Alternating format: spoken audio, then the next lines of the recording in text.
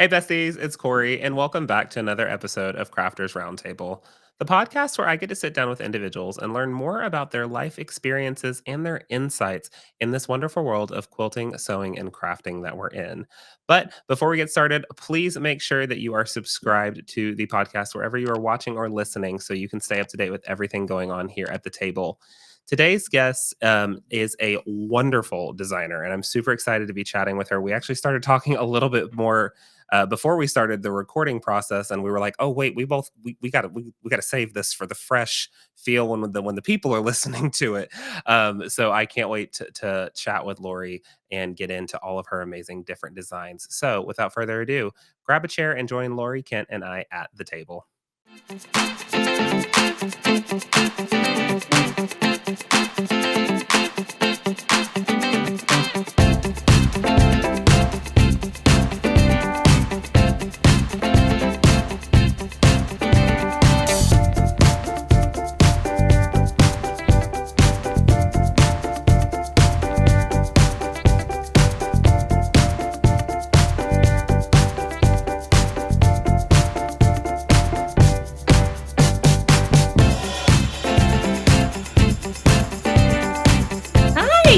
Laurie, how are you? Oh, I'm great, Corey. How are you? I am good. I'm so excited that you're here. Like I was telling the people before we got started, before I brought you in, that you and I just started chatting immediately the second we turned on. And I love what you said, and I appreciate you for stopping me because I can talk forever. Was should we be recording any of Oh, I know. you said, when do we hit the button? And I said, oh, well, I guess we need to hit the button. It's been so great just chatting with you the first few minutes. And I know everyone's going to love to hear your story as well. So thank you so much for being here with me. Well, thank you for inviting me, of Corey. I'm very flattered that you asked me on to your podcast. Of course. I think you're a great interviewer. As I said before, I Thank you. really felt at ease as we were talking. And like I said, it was like going and going and going. And I'm like, shouldn't we like tape this maybe? It was so good too. It Yeah. was so good, but we are 100% going to get into it.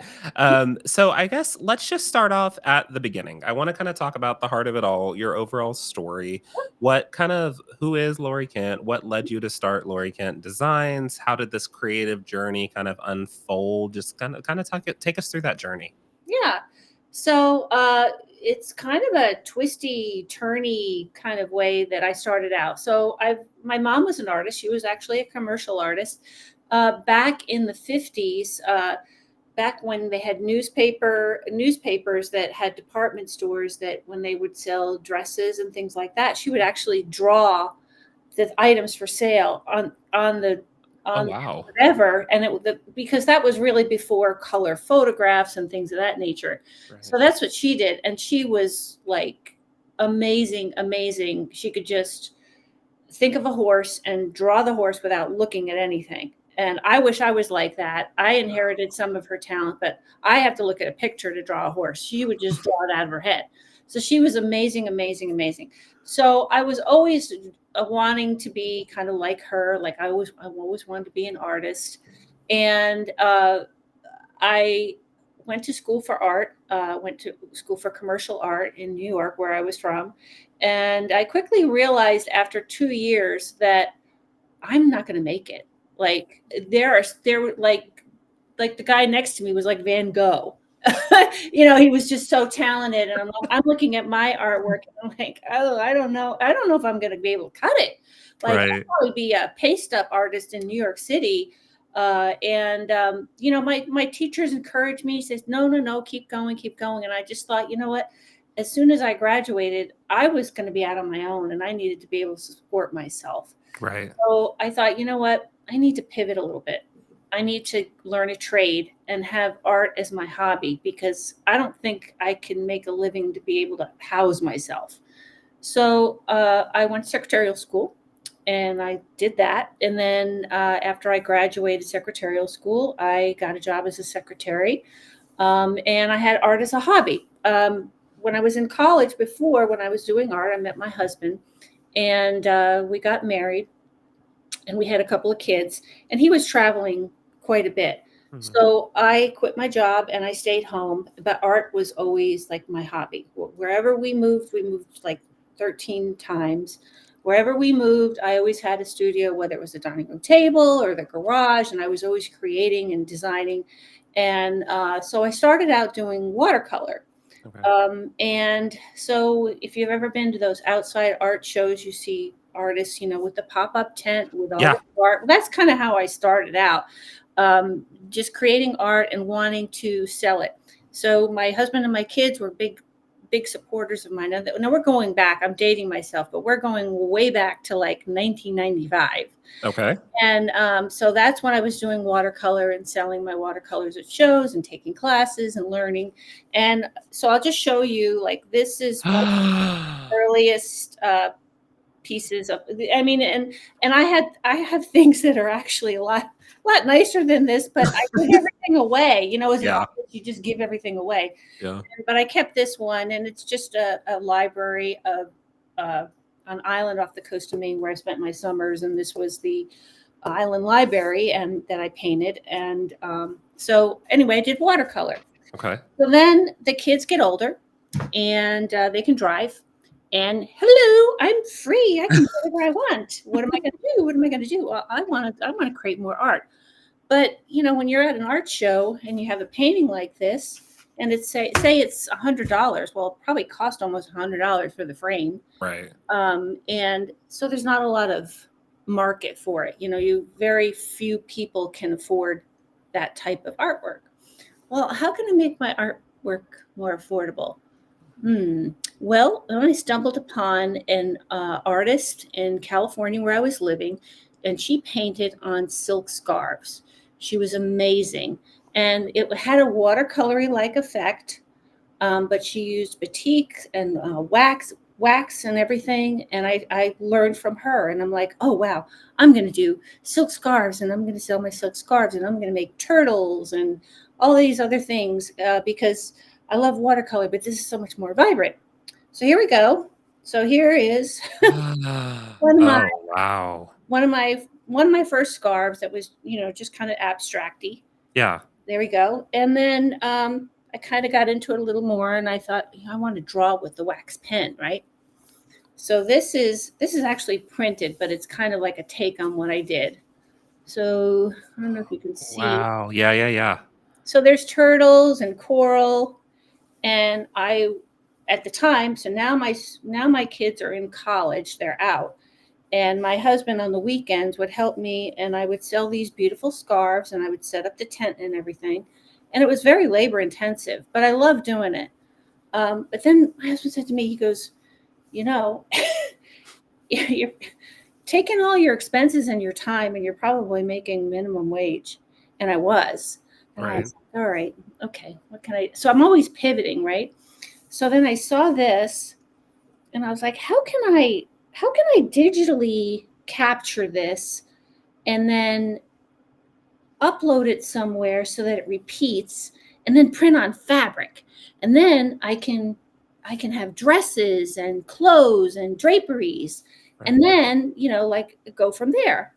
So then I was like, so how do you do that, right? So I don't know, you're in the fabric quilting industry. You've heard of Heather Ross, right? Mhm. Well, she actually had a class. Now let's see, we're going up a few years, so this was probably 2005, Okay. and she had a class on learning on the computer with Adobe Illustrator how to take your camera, digitally capture your designs or sketch your designs, upload them to Adobe Illustrator, and create a pattern repeat. And I thought, oh, that's what I want to learn. So I took a class from her in New York City, and she was just like, oh, wow, your designs are great. You're going to do great.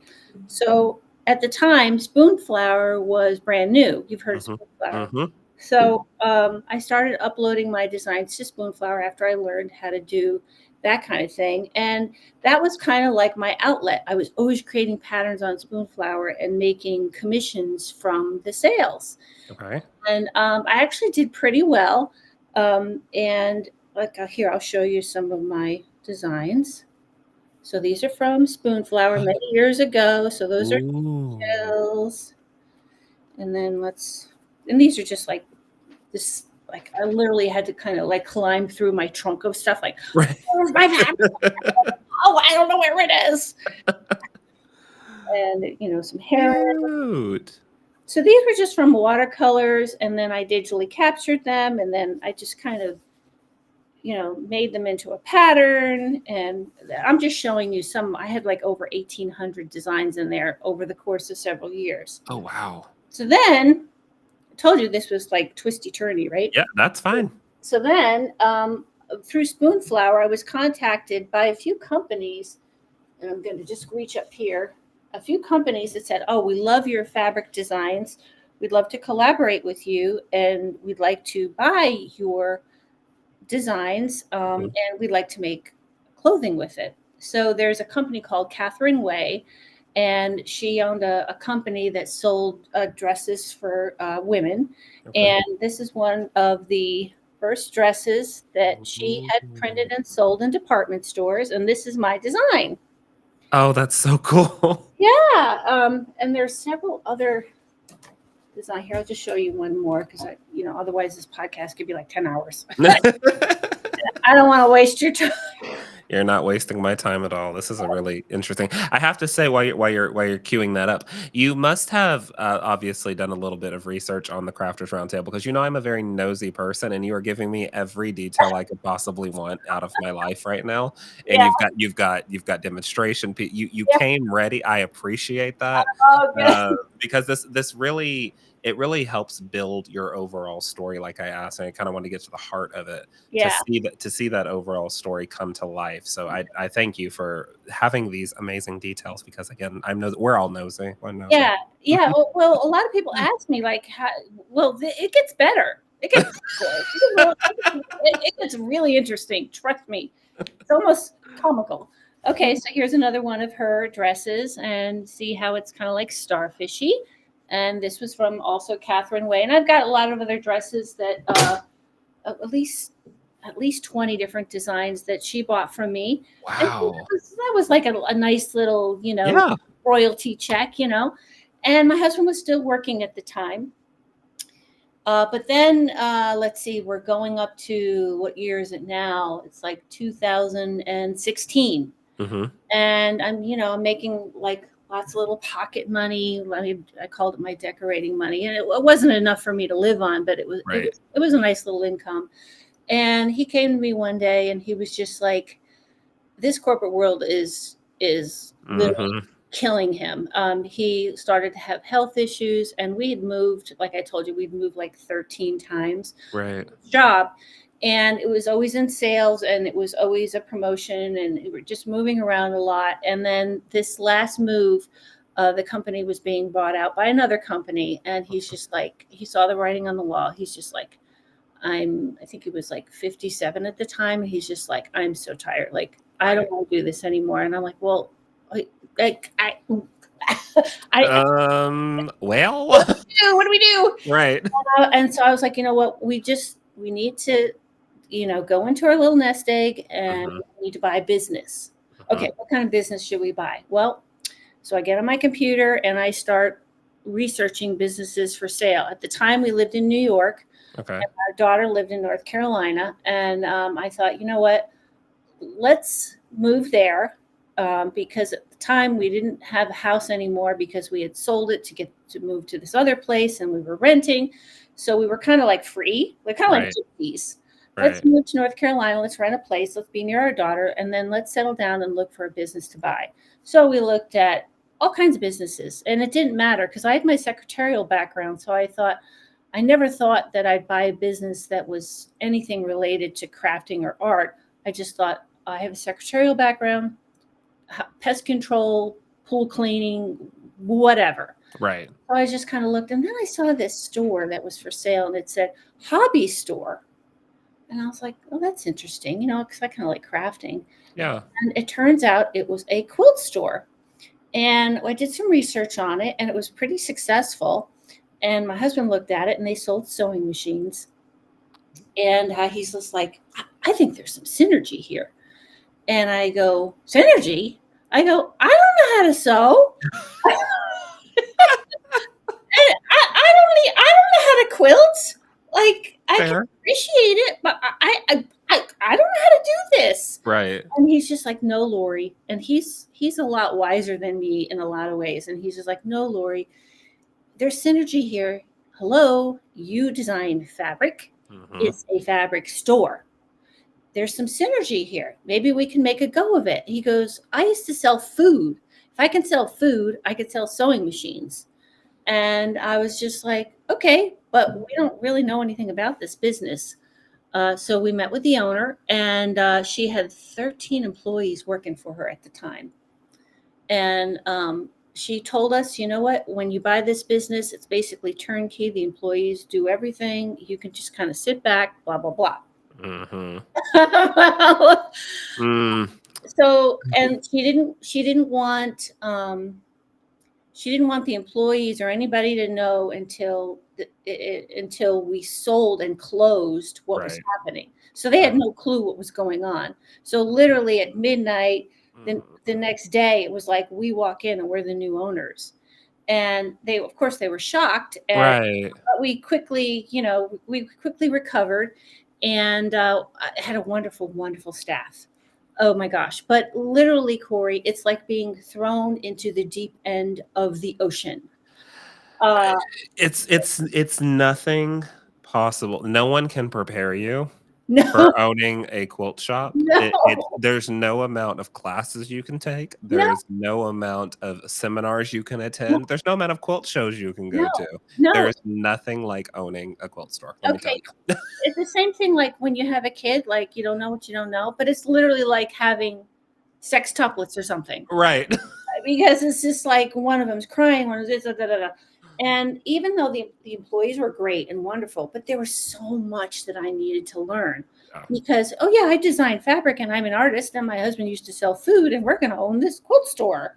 But the great part about it was the customers were really, really supportive, Yeah. and they were excited about the new ownership, and they were excited for me, and they loved my fabric. And so then I was just like, okay, I'm going to talk to these fabric companies when I go to my first quilt market.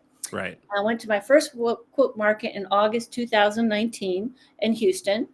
And I found out that, oh yeah, we love your fabric. We'll print your fabric for you and we'll sell it to your store, and we'll only charge you, like $5 a yard. And I thought, oh, this is great. This is great.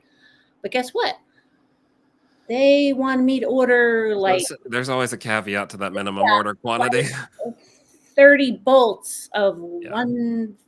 one design. Yeah. If I have a collection, and I was a little store, and we Right. weren't even in a regular, we were in an airport office park.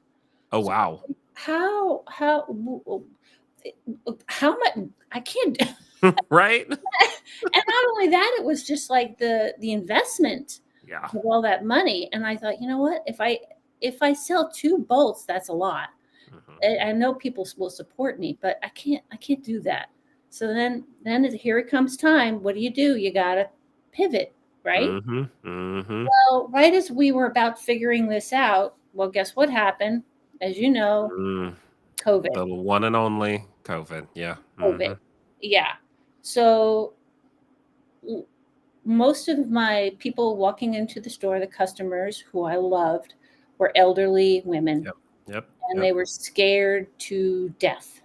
Yep. And there were mandates in the state. We had to close because we weren't a business that was needed, Unessential. Yeah. essential business. Mhm. And I was like, I was just literally watching our savings drain away. Mhm. And I was like, oh my gosh, what am I going to do? Like, uh, like the stomach aches really started. Right, right. The sleepless nights, the It's anxiety, everything was really kicking in. Yeah.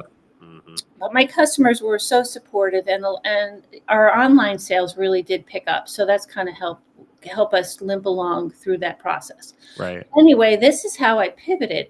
So this is how I got into, finally, as we're talking about my designs, my machine embroidery and my applique patterns. So we sold a lot of Kimberbell. The Mm. previous owner did, and obviously we had the Kimberbell and we had the glide thread and all that. Right. And we were one of the first shops that had a certified Kimberbell teacher. And so we were the go-to place in North Carolina to take Kimber Bell classes. Well, Oh, yeah, and it was wonderful. And but with COVID and everything else, everyone was trying to figure out for themselves how they were going to create their own niche.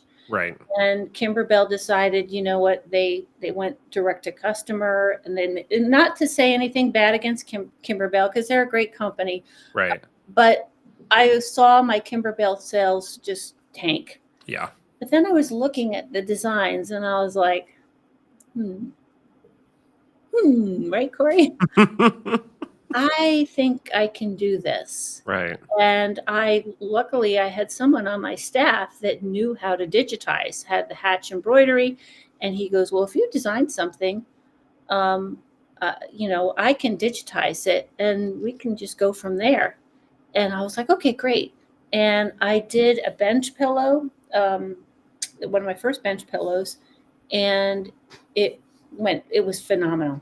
It was absolutely phenomenal. It sold so well. And here comes my husband. He's coming up the stairs. He's checking on me. Hello, everybody, but I'm out. Yeah, he's not going to go on camera. So, so it did really, really well. And then we started a Thread of the Month club. Yeah. And that did really well because people got a free design. They got the Glide thread.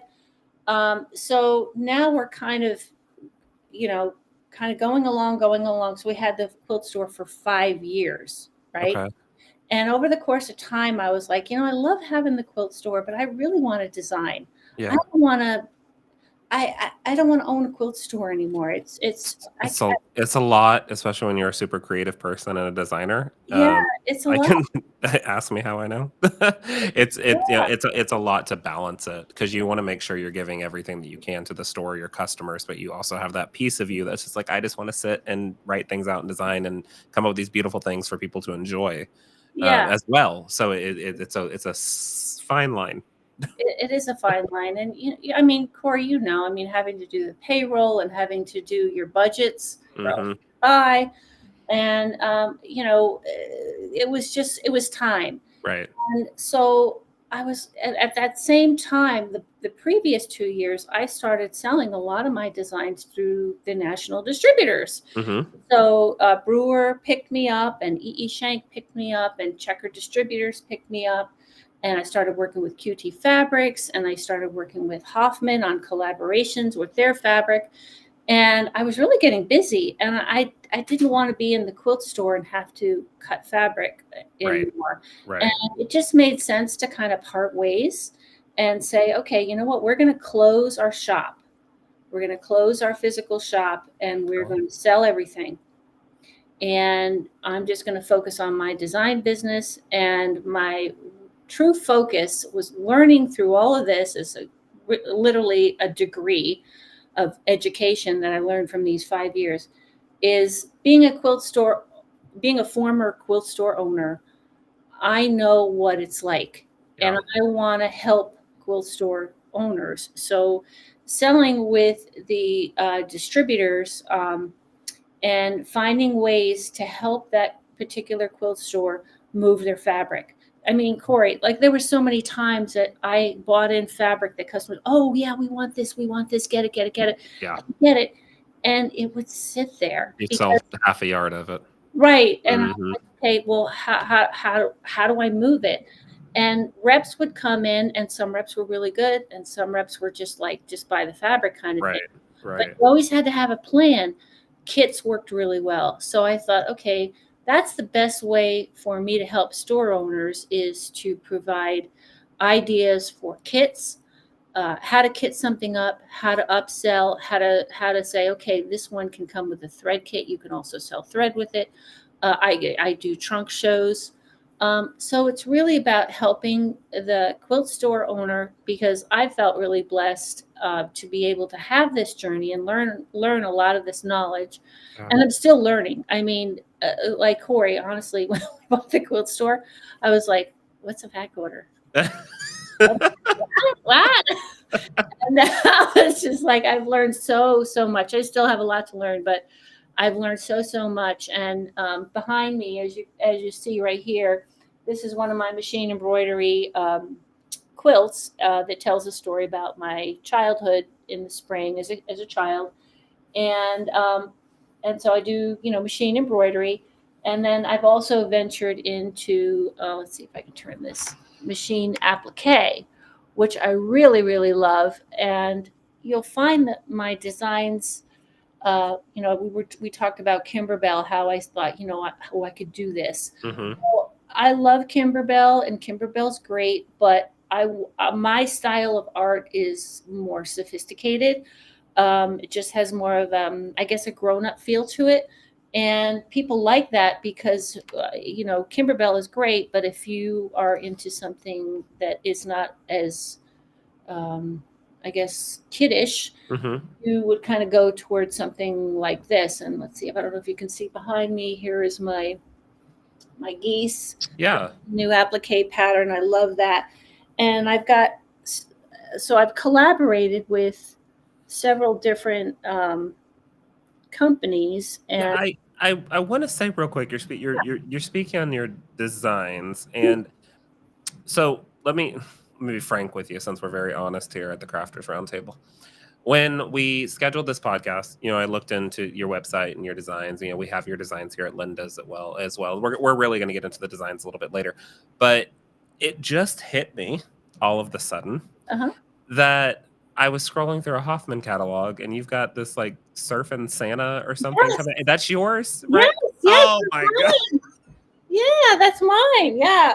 Actually, Everything just came to like full circle for me who I'm really chatting with. But yeah, like I saw it in the catalog and I was like, that is the cutest thing ever. And now it's like clicking that it said LKDS next to it. yeah, And now it's hitting me. We're there.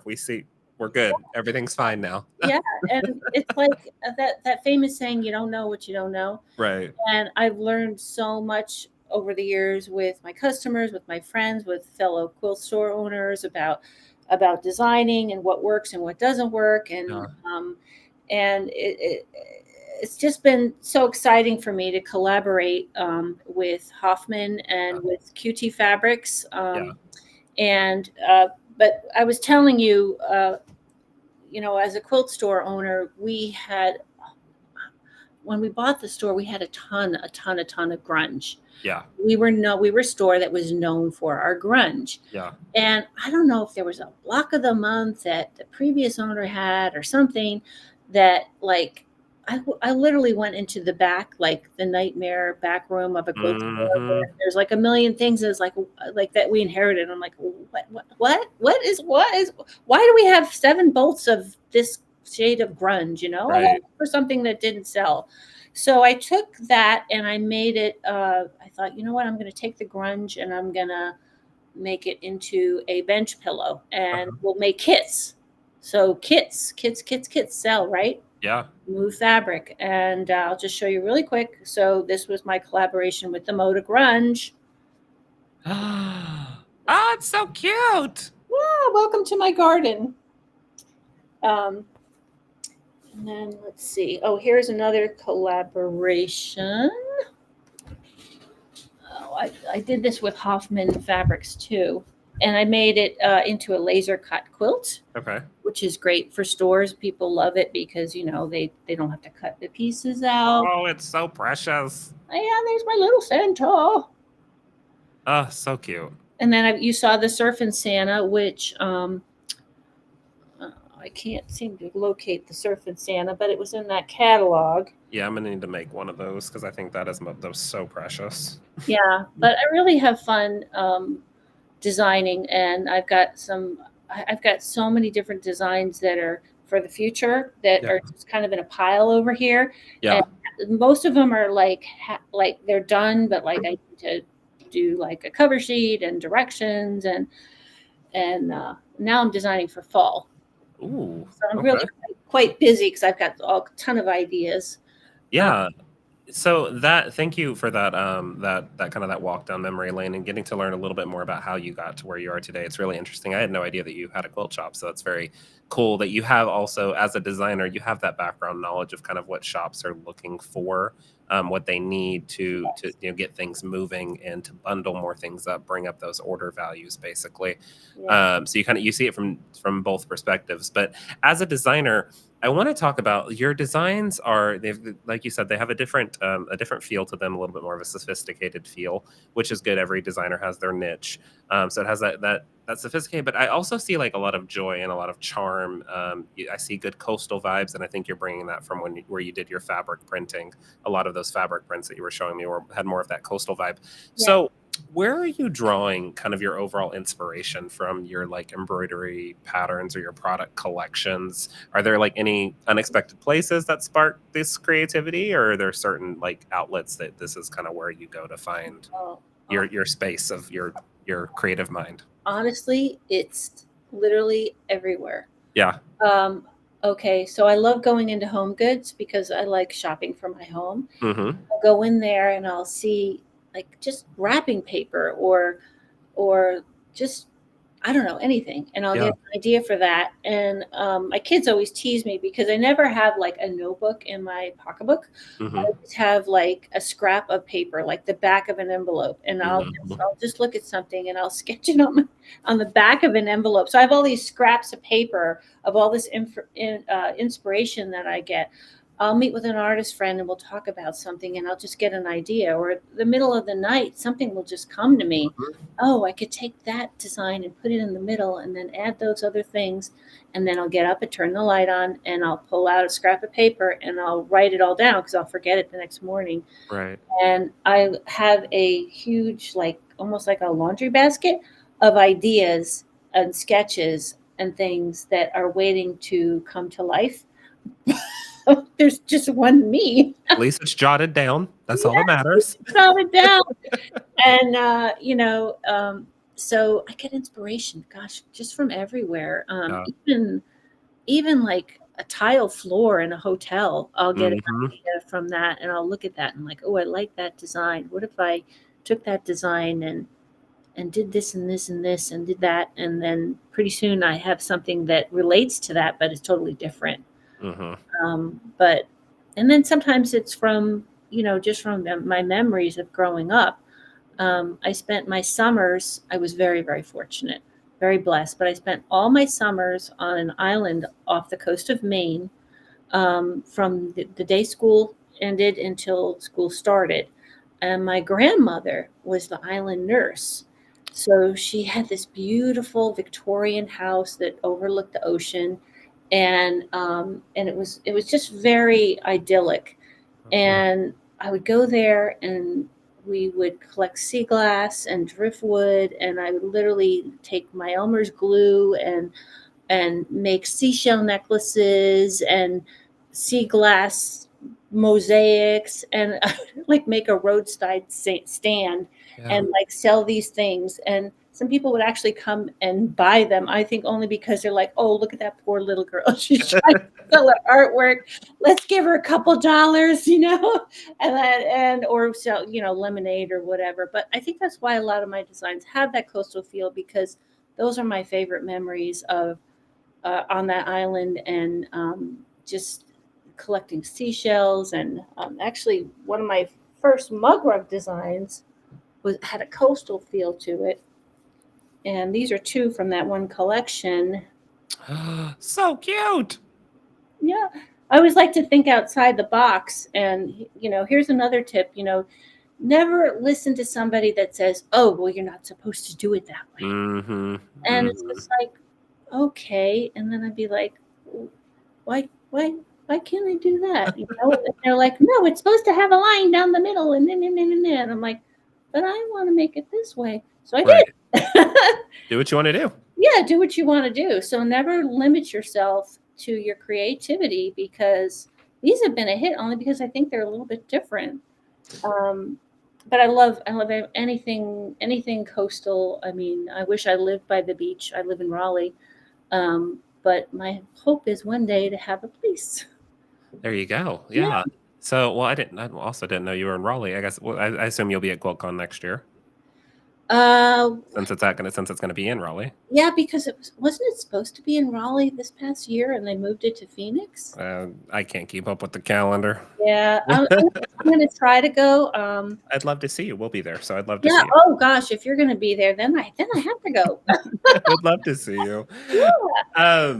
So just chatting with you, and like you mentioned, when you had your quilt shop, and then coming up, and then spending the time on the island with your grandmother, that a lot of your designs, I can tell just by looking at them. Like you showed up the garden one a second ago. It looks like a lot of them have a way of telling a story. The way that you can connect with someone emotionally through that design. Is that something that is kind of just natural in you, or is that kind of what you are going after when you're designing? Like, is this gonna have a purpose? Is this gonna tell a story? Is this gonna bring someone closer to their creativity? Um. So my husband just came in here, and I lost my train of thought. You're good. He came in here because he's like, oh, surfing Santa. Here's the surfing Santa. Oh, thank you. Appreciate it. Yeah. Look So how cute he is. here's the surfing Santa. So this is being okay. So this is being sold as you saw through Hoffman. Yeah, So you can have it in your store. I will have to get that because it's cute. It's a laser cut. Let me see if I can get closer. I love it. I love it so much. Yeah. Okay. So you were asking me about stories. People love a good story, and the way I am as a person, like I wear my heart on my sleeve. Like Hmm. I'm an open book. Yeah. Ask me anything. I'm honest with you. Like I'm not perfect. I make mistakes all the time. I'm always learning. And I thought, you know what? I need to. People love a story, and that if they hear your story, they're more compelled to connect with it and maybe buy it. Hmm. And so I did this one back here, and everything has a certain memory in it. And when I tell the story, people really like that because as they're stitching it out, they're like, "Oh yeah, I remember Lori said that when she was little, she didn't like ice cream, and her dad was like, "Oh, you got to have ice cream. Everybody loves ice cream, but I didn't love ice cream because of Right. my stomach." And there's a whole story behind that. How I used to I have my a dog in our dog Princess in my block, and so I would take my vanilla ice cream and make ice cream soup because I didn't want to eat it. Yeah. Put it down on the ground. And Princess would lap it up.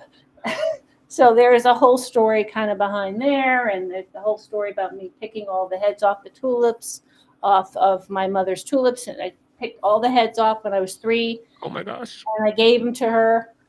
And let's see if I turn it over here. It's this block here. I gave them to her, and she didn't get mad.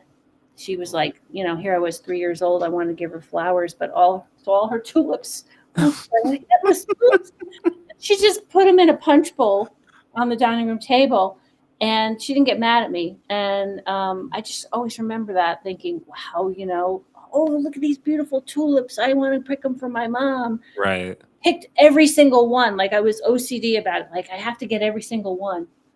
And so that's kind of what this block is about. So people just love a nice story. They if they can connect with it, they're more apt to, maybe buy it, or they connect with the artist some way. And so yeah, that's a lot of my stuff does have a story to it. Um, it's just my way of, I guess, creating something and having a fun memory about doing it because it kind of brings me back.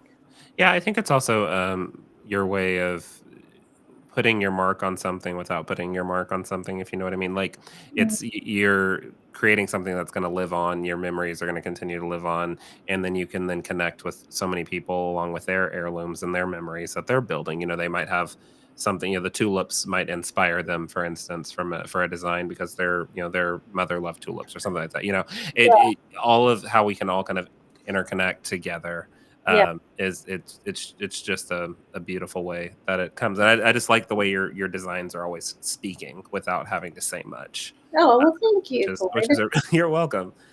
Which is a really nice way to come along. Now, earlier when we were chatting, you mentioned something that I think is super duper cool, and I think we have to talk about it, and everyone needs to know about it. A Yes. lot aside from your designs because they are amazing, but We need to talk about this thread of the month club. This is what we need to talk about because Okay. this sounds like a dream come true for thread lovers, myself included. And when I was scrolling on the website, I pulled up the thread of the month club and I started looking at it. And the first thing that caught my eye, aside from the designs, were that you're including glide thread in these thread of the months. And I'm gonna reach back here just since we're showing things. If you don't know, I am a sucker for glide. I have my own glide collection from Oh, Philtech. oh, very And it is one of my favorite threads. So I can you talk about how the kind of the thread of the month club came together, how the ideas have worked out, how like the response that you've gotten from people and how people can join it because I think it's super cool. yeah. Well, I'm going to ask my husband to grab one. He's like, what? One of my thread of the month club zipper bags should be underneath those. Like, yeah, just keep looking. You'll see a zipper bag. There you go. Thank you, sweetie. So I'll just show you this latest thread of the month, and then can you also pass me the hanger thingy? Yeah. Okay. So I'm just going to show you a couple designs Yeah, that. yeah, totally. So let's see. This was for. So I designed several weeks ahead so people have time to do them.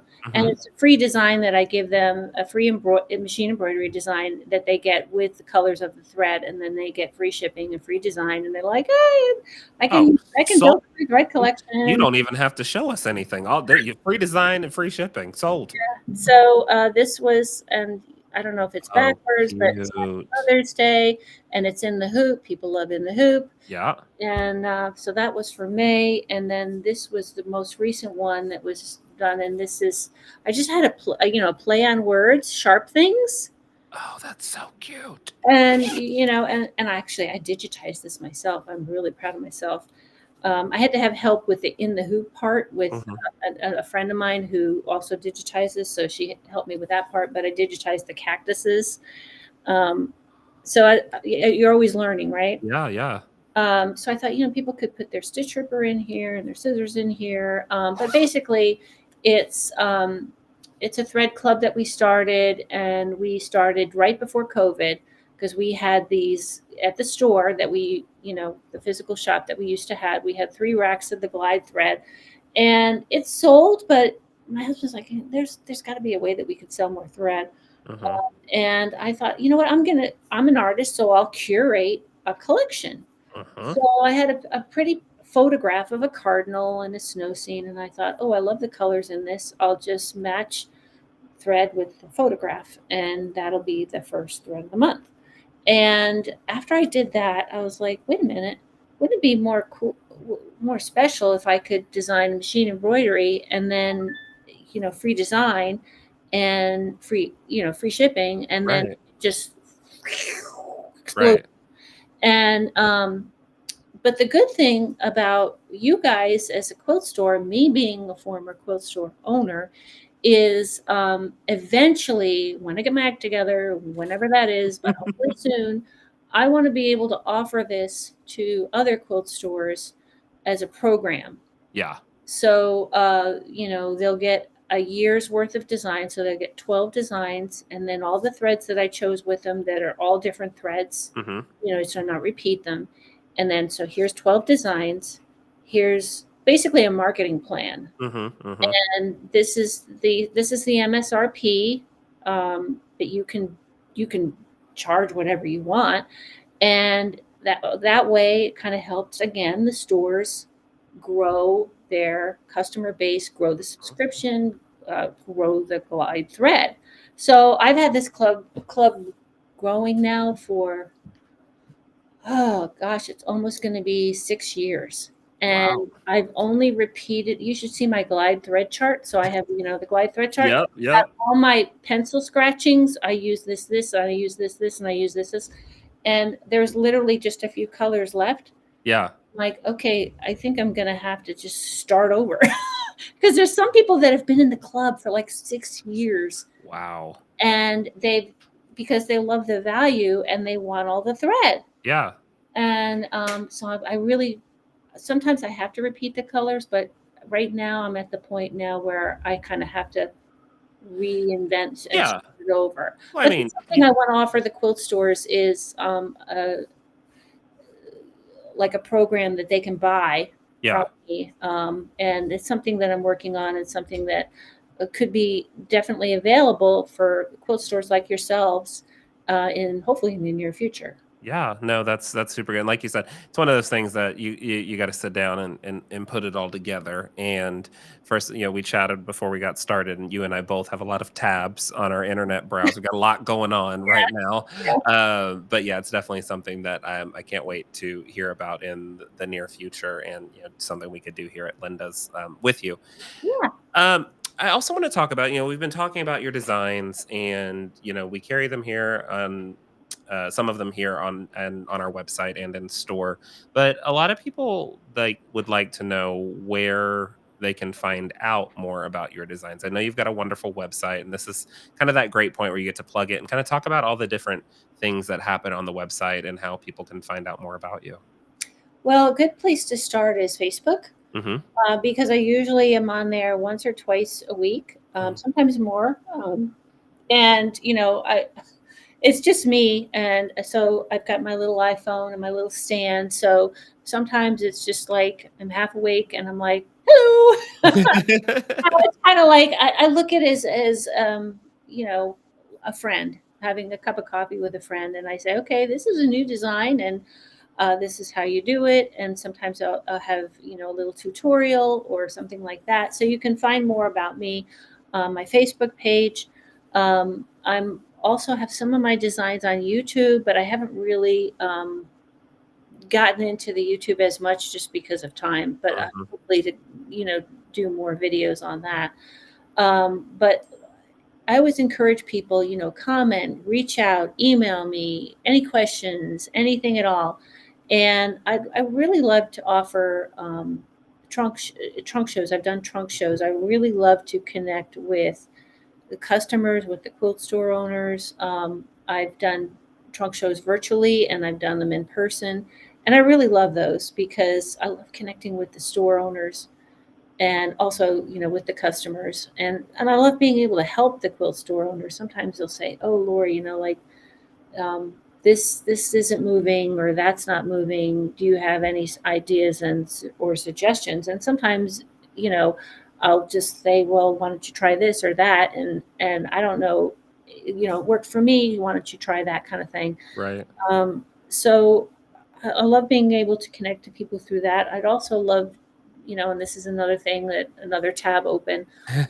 I'd love to be able to do retreats, Yeah. because we did retreats when we owned the shop, and they were a lot of fun because people get together and we break bread together and we sew together, and not even necessarily have a class, although we could, but just get together with other like-minded creative people. And so that's another thing that I want to do. I want to do like an annual or semi-annual retreat somewhere where we just get together and have a good time. Yeah.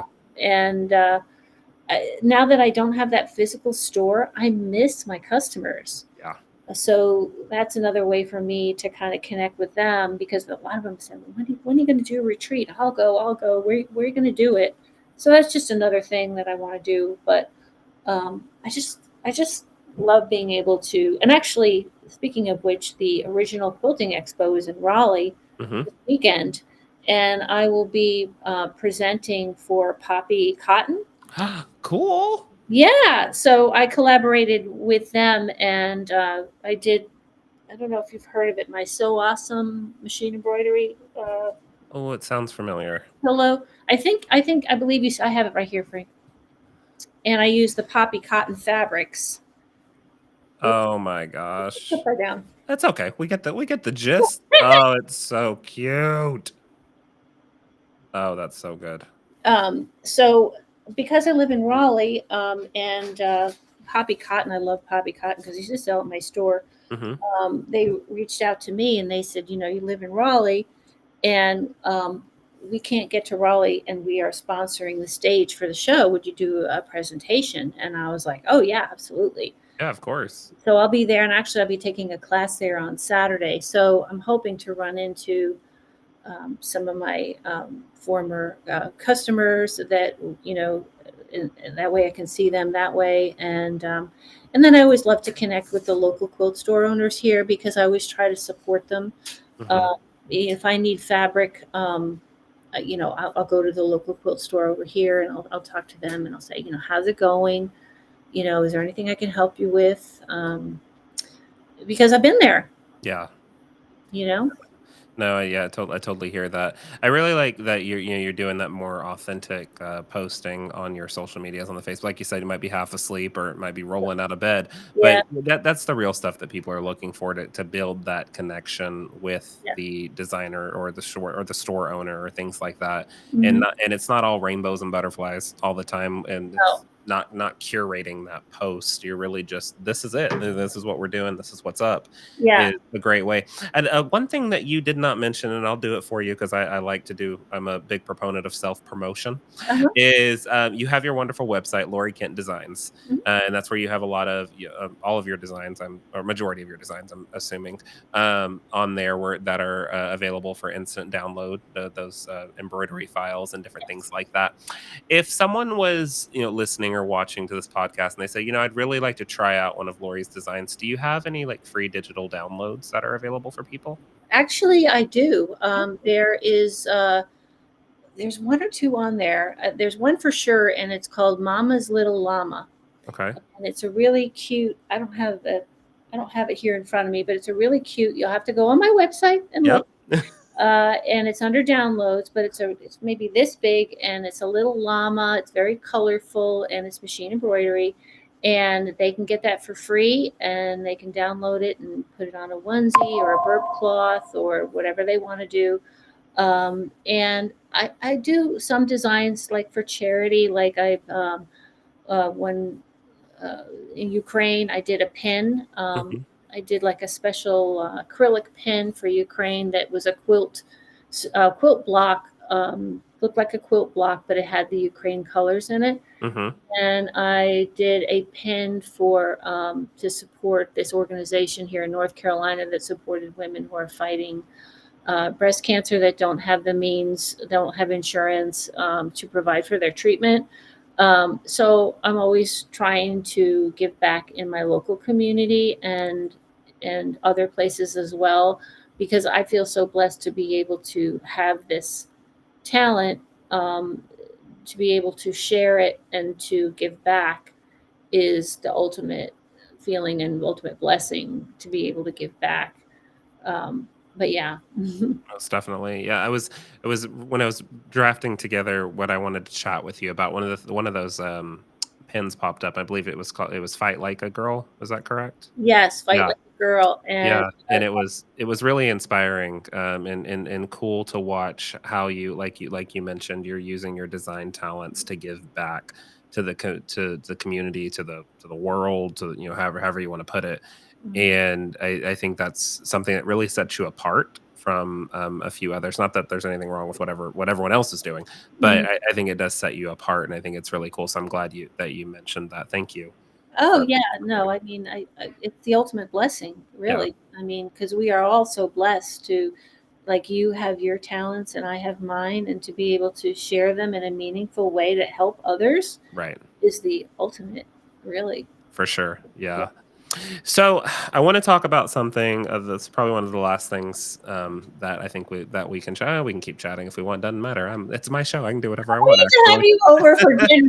When you have QuiltCon, you're coming to my house for dinner. Okay, I will do it. I will do that. One of the other things I want to chat with you about is, you mentioned that you had the quilt store and that you're currently running your business how it is, and running a creative business like you and I mentioned briefly early is not glitter and thread all the time. What are some challenges that you may have faced behind the scenes that you've overcome? Because I have a lot of people that listen to this podcast that are wanting to start businesses or are currently in a rut in their creative business. And what's maybe some advice and maybe a challenge you've ran into, and some advice on how you got out of it that could possibly help them? Well, every artist gets into a rut. Hmm. Every single one of us gets into a rut. And I was just recently in a rut like these past few days because I have to start designing for fall. Hmm.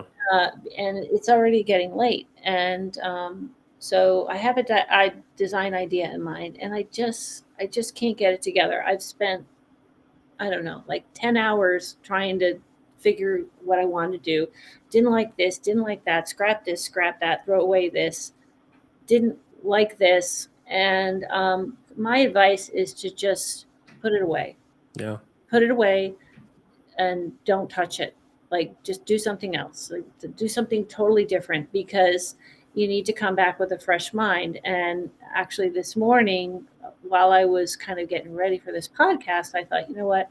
It's been a week. I'm going to go back and look at my old AI files and look at what I created. And I Right. look at it and I'm like, and you just get a fresh perspective. Mhm. All right, I don't like that. Let me take that. Oh, what if I did this? Okay, did this.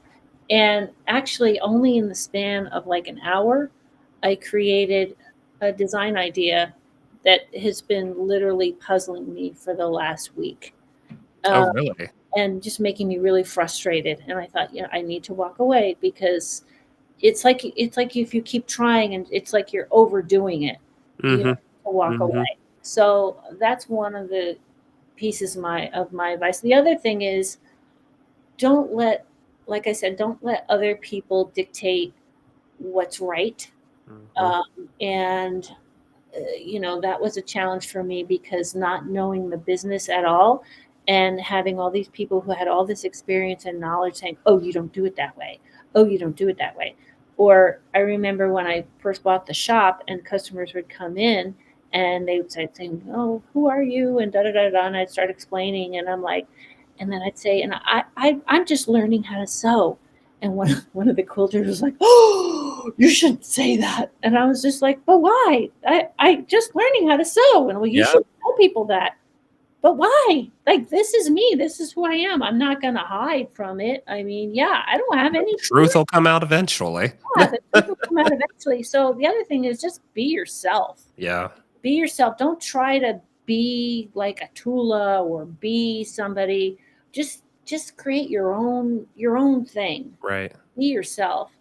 And then one of the challenges is that I've had as a business owner is, um, it's really just me and my husband Yeah. and our daughter. She does help a lot too, and I have a good friend that helps me. But like writing the pattern directions, it's like sometimes I'll miss something because it's just me, and I'll have another set of eyes on it, and then they'll miss something. So sometimes there's like, oh, you said it was a minimum hoop of this, and actually it's this, and I don't catch it till it's already went out. Right. And so I'm oh my gosh, and my hair's on fire. Like I can't believe I did that. And then, but it happens all the time. Yeah. And I don't like it when it happens. I really try to catch those mistakes, but sometimes it's hard when is. And then the other thing is to give yourself some grace, Mhm. because we're all so hard on ourselves, especially creative types like us. We can always be really hard on ourselves about not getting it right the first time, and we're all on this journey, and we're all at different points in our journey, and just to give yourself some grace, and just try to make your own magic and not try to be somebody else, just to be yourself. And people connect with that. They can spot a phony a mile away, and Mhm. I'm always just like, this is me. I Yeah. don't This really is know a what lot, you get. but I'm learning. Yeah, I think you make a really good point on everything that you touched on, but that last point that you made hit home because this morning for me, way behind. Everyone knows I like to procrastinate on my own quilts, and that's fine. Customer quilts I don't, but my own I procrastinate all the time. And this quilt has to go off to H&H in 48 hours. Oh, And I'm in the middle of doing the final stitch and the ditch work on it, and I was so frustrated with myself because I have so many other things going on in my brain that I wasn't getting it the exact way. And, I'm sitting there telling myself at the machine, "I know I'm better than this. I know I can produce better quality. No one's gonna like this, blah, blah, blah, blah, blah, blah." And to to literally I had to step away from it, but I haven't looked it's right over there, but I haven't touched it for a few hours. And you like you said, give yourself that grace that it's going to be okay. You also mentioned walk away from it, Mhm. and come back. And I couldn't agree more. When in anything that I do, even in my business dealing, sometimes I've had to walk away from certain deals, but Yeah, other ones come to fruition out of that. Like, it's you have to be patient with yourself. And but I really appreciate that advice. I'm sure others do as well, because it's a great way of thinking, and it's very positive mindset as well. yeah. And there's and the other thing is, listen and learn as much as you can, Hmm. and try to learn from as many things as you can. YouTube is a great resource. I've learned a lot. Like literally, Corey. Here's another thing. I just learned how to bind the other day because it's just like one of those scary words, binding. I Oh, don't I I don't don't know. like binding at all, so you're good. You're there is no judgment here at this table, because I'm not a Well, binding it's just like person. so I thought, you know what, I can't afford to take my stuff to a long armor right now. Right. So I got to learn how to do this myself. So you watch the YouTube videos. I actually watched your store video on the glue. Mhm. And I was just like, I gotta buy that. That's what makes my life easier. I Yep. gotta order that stuff from Linda's. Yep. Oh, by the way, Frank bought it over here. Here's the free download. Mama's Oh, it's so cute. Look at the little llama. making mama. So this is a free download. Lovely. Super duper cool. Well, Lori, thank you so much for spending some time with me today, and telling us more about your story, talking about your designs, and letting everyone get a little bit more insight into Lori Kent Designs. I've so enjoyed this podcast with you, and I hope you had a great time with me as well. Yeah, I really have, Corey. Like I said, I you have a gift, and I just felt really at ease, like you're an old friend, and we were just having a nice chat. And it was very enjoyable. I really like learning about Linda's, and I'm very thankful and feel very blessed that you carry a lot of my things. So I'm really uh, blessed about that. And any way that I can help you or any other quilt store owners grow their business, I'm there for you guys. Wonderful. Well, thank you so much, and I will see you in Raleigh when I come over to your house for dinner. All right. Okay. I'm going to hold you to it, I Corey. know you will, and I will be there. You down. I will be there. Okay, Corey. Listen, take care. Have a wonderful time at H&H. And I know you're going to get that quilt done. Thank you so much. I'll see you later. Okay. Bye-bye now. Bye. All right, everyone. That was our wonderful episode with the fabulous designer Laurie Kent of Laurie Kent Designs. If you're wanting to learn a little bit more about her designs, we do have them on our website, lindas.com, but also hop over to her website, lauriekentdesigns.com. Learn more about her Thread of the Month Club. I'm going to have to go sign up for that. I've got all the thread, but I love a good design anyway. And check out all of her really cool different collections that she has on her website. Get that free llama pattern sold of the llamas, so we need that.